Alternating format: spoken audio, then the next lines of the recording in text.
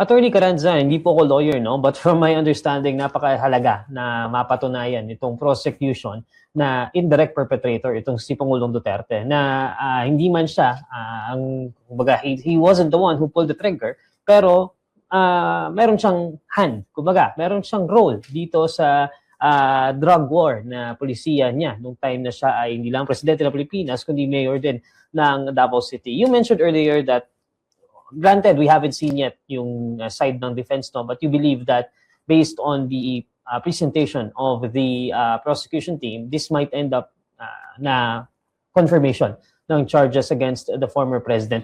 Is there a particular part ng presentation nila kanina that you think is a very strong na kumbaga foothold nitong prosecution dito sa kaso na ito? Dahil dinivide, no, hinati-hati ng ICC prosecutor yung presentation, diba, na not only each count, but also the roles of the various persons that they mentioned were involved in the entirety of the killings in the drug war. Ang purpose niyan para ipakita yung chain, no, yung kadena ng utos, sinong inutusan, anong ginawa ng inutusan, sinong nagbayad, sino ang nagtakip doon sa gumawa ng pagpatay, at ano naman ang sinabi nung unang nag-utos. No? So there's a cycle, there's a loop that the prosecution is showing. Isa sa pinakamabigat na pinakita ng prosecution so far, yung mga sasabihin ni Rodrigo Duterte, and many of the statements of Duterte were very, very explicit. Hindi ito yung nagbibiro lang siya type of statements. Kahit na tumawa yung audience, si Rodrigo Duterte did not even say, "I'm only joking." You could say that, you could also not say that. It becomes obvious if you were really joking, but he was not. And I think the judges will see that even if his lawyer says he was only joking, the judges will see that he was not. Ang importante na nakikita ng judges na pagkatapos ni Duterte magsalita, may epekto yung pagsalita niya. May namatay, may sunod-sunod na patayan. Tapos, hindi lang yun. Yung mga pumatay, yung mga pulis na kasangkot sa patayan, hindi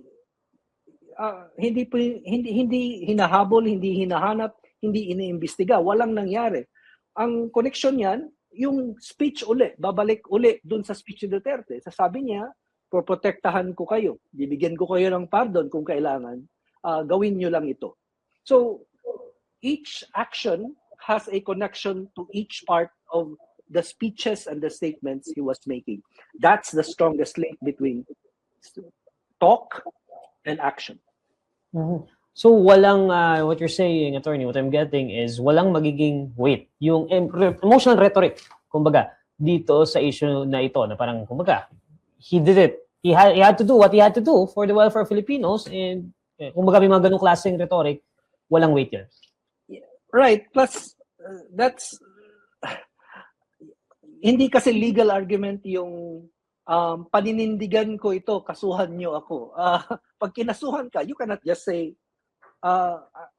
sinabi mo di ba? You said, kasuhan nyo ako dito sa mga inuutos ko, which means, number one, na seryoso siya because he was, in effect, daring people, not just the ICC, but anyone who wanted to go after him. That's not a joke, that's a dare. Pangalawa, when in fact they go after him by prosecuting him, that's no longer a defense. No, your defense, and that's what I expect Nicholas Kaufman to do. His defense would be to say there is no one among those insider witnesses who claims that he or she directly was told by Duterte, kill this person or kill that person. Except that, hindi kailangan ang ganong klaseng ebidensya, hindi kailangan ang ganong klaseng testimonya to convict a person of crimes against humanity, of murder. there's such a thing as circumstantial evidence. If you take all the circumstances together, lahat ng mga nangyari, pinagtagpi-tagpi mo, tinahi mo, tapos makikita mo yung buong itsura, you can still convict a person for the crime. There is also such a thing as inference, no? May infer mo, no? Makukuha mo sa ilang mga ebidensyang pinakita ang isang konklusyon, no? So there's an inference that can be made, and that can still support proof beyond reasonable doubt.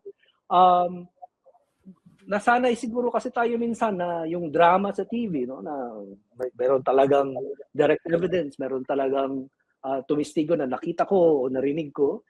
But in many of these cases, 5,000 hanggang 30,000 patayan, hindi naman pwedeng si Duterte ang pumatay sa kanila lahat. No? Pumunta siya sa bawat sulok ng Pilipinas, pupunta siya sa Tondo, sasakay sa motorsiklo, mambabaril siya.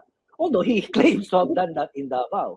So that's the other thing, no? Na he himself claims that he did it in the past when he was mayor. So it's not unthinkable for him to then order people to do it now that he's president.